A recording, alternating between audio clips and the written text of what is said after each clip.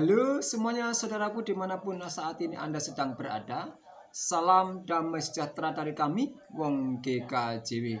Sahabat GKJW dimanapun sedang berada, terimalah salam kami juga. Salam satu patunggilan di dalam nama kasih setia Tuhan kita Yesus Kristus.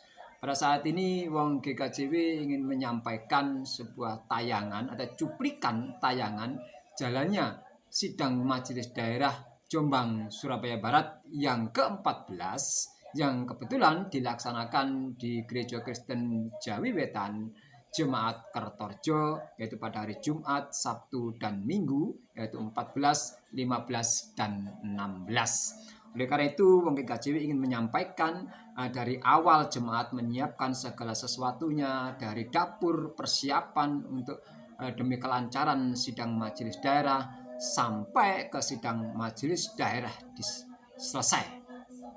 Bagaimana kita melihat persiapan panitia sidang majelis daerah Jombang Surabaya Barat yang dilaksanakan oleh GKJW Jemaat Kertorjo. Monggo kita simak sebentar pernak-pernik kegiatan mereka panitia begitu sibuknya mempersiapkan para majelis daerah yang sedang bersidang demi kelancaran dan pelayanan kita bersama. Monggo kita intip bareng-bareng.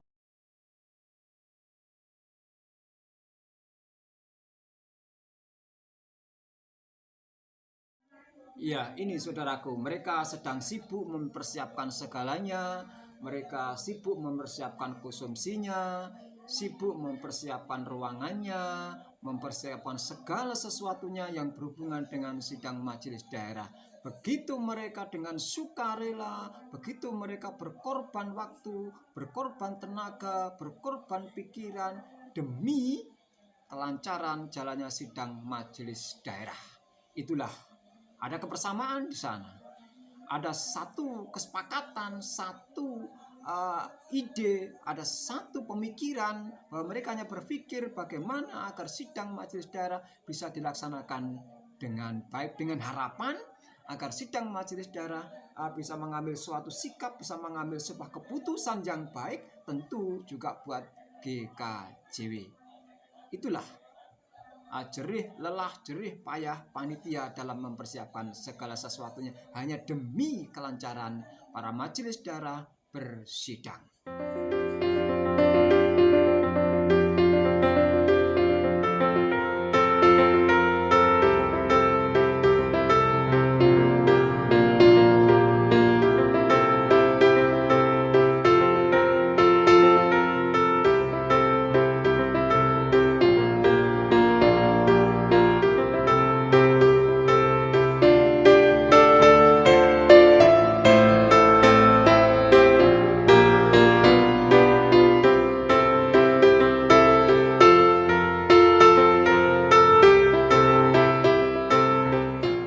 Selanjutnya ini cuplikan jalannya persidangan.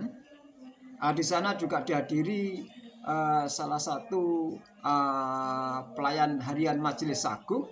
Kalau tidak salah di sana ada Bapak Kukuh Iman Kristiawan di sana dalam menyampaikan paparannya. Begitu juga anggota sidang yang lain. Ini sekedar cuplikannya saja. Ini sekedar cuplikan jalannya persidangan di sana. Ada pernak-pernik pola pikir, mereka beradu argumentasi, mereka beradu pendapat, mereka mencari jalan yang terbaik demi berjalannya sebuah pelayanan di GKJW yang baik. Kita simak, ini adalah salah satu jalannya persidangan.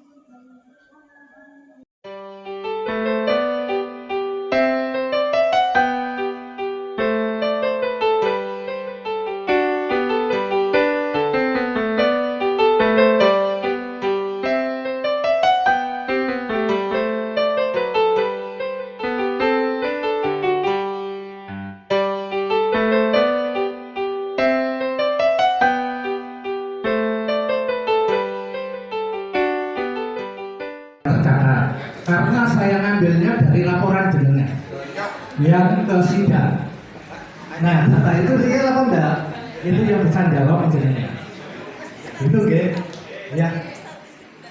Ya, jadi itu monggo nanti dipirsani Jadi ini nanti akan saya share ke jenengan, terus nanti jenengan persani data itu benar apa enggak sesuai dengan laporan jenengan di sidang yang di sini.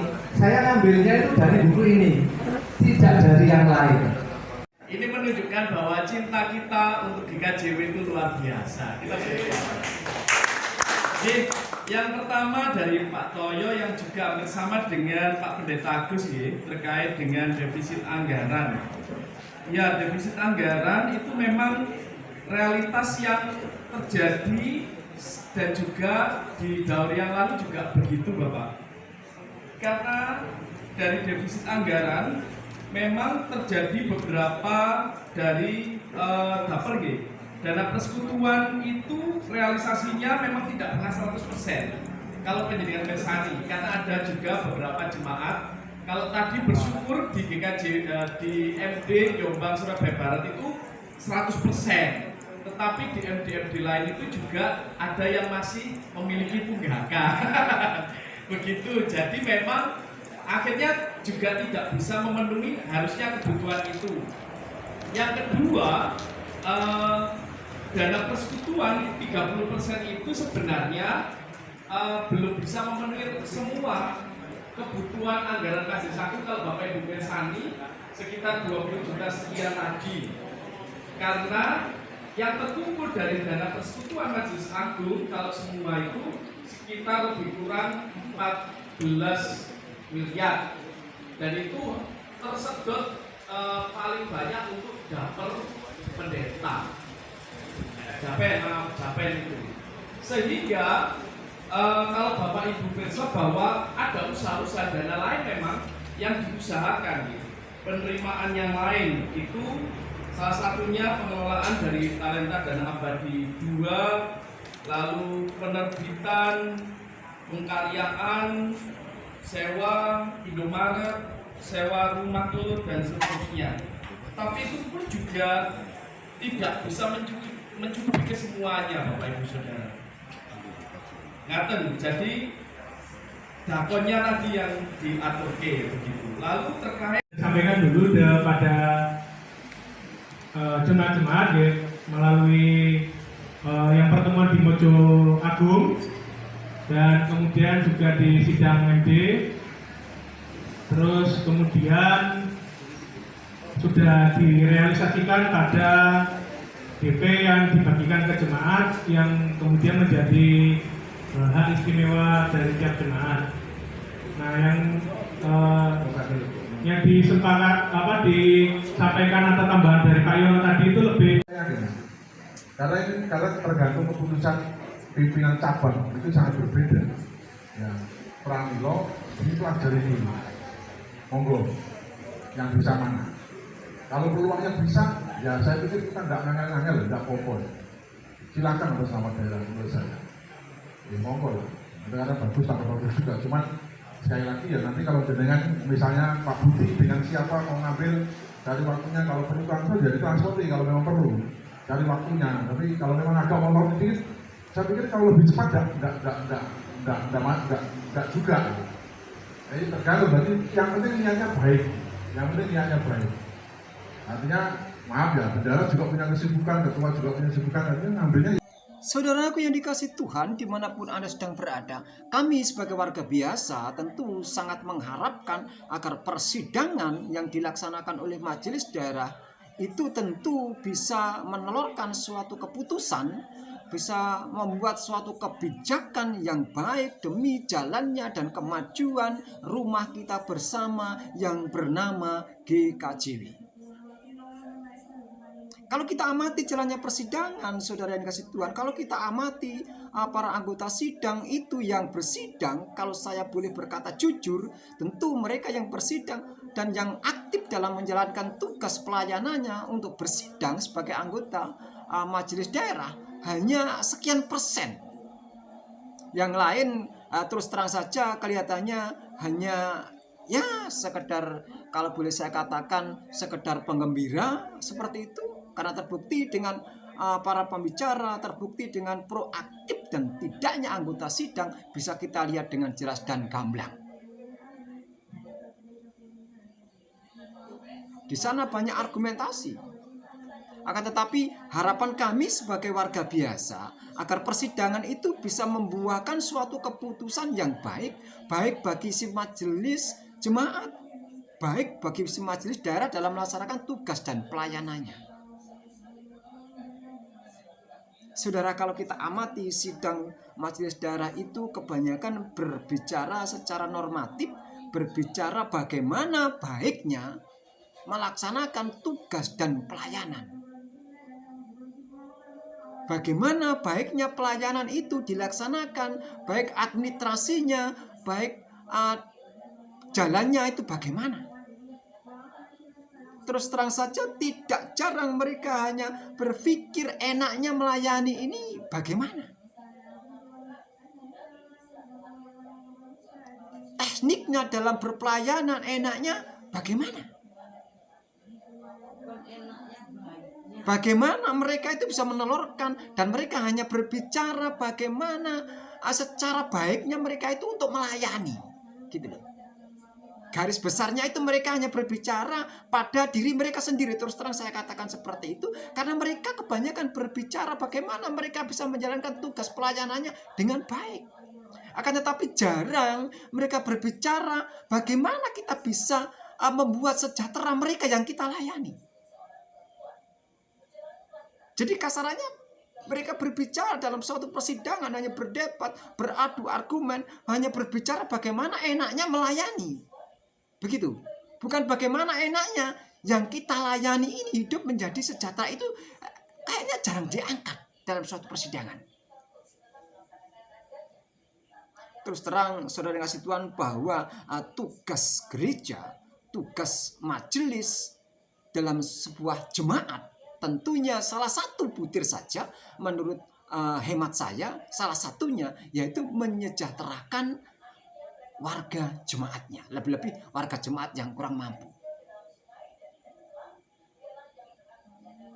Jarang sekali saya mendengar dalam sebuah persidangan itu merumuskan suatu sikap yang konkret untuk berbicara tentang warga gereja yang kurang mampu, untuk berbicara mengangkat ekonomi warga gereja yang lebih baik. Mereka hanya berbicara bagaimana bisa melayani dengan baik, akan tetapi tidak pernah berbicara bagaimana warga itu hidupnya bisa menjadi lebih baik. Padahal tugas pokok gereja salah satunya menyejahterakan warga jemaatnya. Kan itu. Saudaraku, kalau tidak salah saya ingat bahwa GKJW itu mempunyai suatu misi. Salah satunya diantaranya itu mandiri dalam daya, dana, dan daya dan teologianya. Mandiri dalam daya, dana, dan teologianya. Ya, kita sudah bisa mandiri dalam dana, dalam artian kita sudah cukup untuk melaksanakan tugas dan pelayanan. Dana yang kita himpun untuk tata teknik pelaksanaannya ya terserah majelis jemaat, yang penting dana yang terhimpun saya rasa menurut pendapat kami pribadi itu cukup. Yang juga perlu dibenahi adalah di bidang teologi. Tidak sedikit para penetua dan diaken yang kurang paham tentang teologi yang sebenarnya, teologi yang dianut oleh GKJW. Sehingga mereka dalam persidangan tidak bisa berbicara banyak karena terbatas dengan kemampuan yang dia miliki, terbatas dengan latar belakang pendidikan yang dia miliki, sehingga mereka tidak berbicara banyak. Kita maklumi. Oleh karena itu sumber daya menurut kami pribadi perlu kita tingkatkan dengan cara-cara bagaimana GKJW bisa meningkatkan sumber daya para penetua diakennya, para pelayannya, sehingga tidak terjadi ketimpangan dalam sebuah sidang. Ini yang perlu kita bahas bersama. Ini yang perlu menjadi PR kita bersama sebagai warga GKJW. Harapan kami sebagai warga GKJW benar-benar mandiri dalam daya, dana, dan teologianya. Dalam artian dayanya juga benar-benar mandiri sehingga tidak menjadi terbelakang pola pikirnya, sehingga mampu menempatkan GKJW sesuai dengan periode, sesuai dengan zamannya, seperti itu. Kalau kita lihat saudara yang kasih Tuhan, dalam sebuah persidangan kelihatan siapa yang berbicara apa dan kapan. Itu kelihatan sama sekali.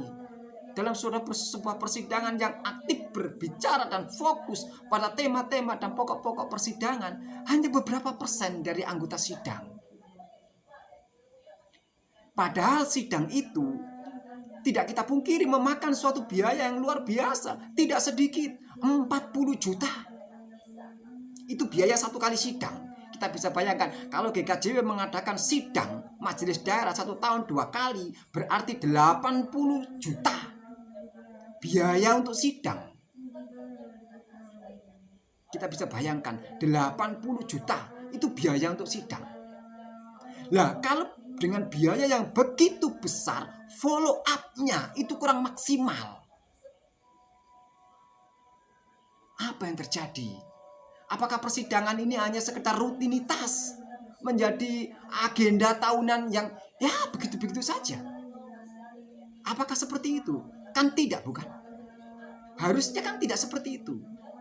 Harusnya persidangan juga senantiasa mengevaluasi, bukan yang dievaluasi bukan hanya bagaimana kita bisa melayani dengan baik, akan tetapi bagaimana dengan warga yang kita layani itu juga perlu kita evaluasi. Bukan hanya kita evaluasi datanya secara statistiknya, bukan hanya itu, akan tetapi ekonomi kesejahteraannya juga perlu kita evaluasi. Itu yang penting. Kita bisa bayangkan kalau kehidupan warga GKJW ini kurang sejahtera, tentu semangat ke gereja juga akan berkurang. Dana yang masuk juga akan berkurang. Pola pikirnya juga tidak akan pernah mandiri. Dan itu yang perlu kita pikirkan bersama. Bagaimana kita bisa merumuskan, mengangkat warga GKJW yang sedang ada dalam posisi kekurangan. Baik itu ekonominya, baik itu daya dan pola pikirnya, terutama buat para penetua dan diakennya. Sekali lagi harapan kami dalam persidangan-persidangan berikutnya, mudah-mudahan dalam sidang itu juga bisa dirumuskan bagaimana mengangkat harkat dan martabat warga GKJW yang memerlukan pertolongan. Terutama warga yang kurang mampu. Kita harus bisa merumuskan itu. Jangan kita hanya berpolemik pada tatanan bagaimana cara kita melayani dengan baik. Mari kita berpolemik mencari suatu metode yang baik, merumuskan suatu keputusan cara yang baik untuk mengangkat harkat dan martabat warga yang memerlukan bantuan. Sehingga kita tidak terkesan karena biaya sidang ini tidak sedikit, 80 juta per tahun. Sehingga sidang ini biar tidak terkesan hanya rutinitas biasa. Ini pesan dari kami.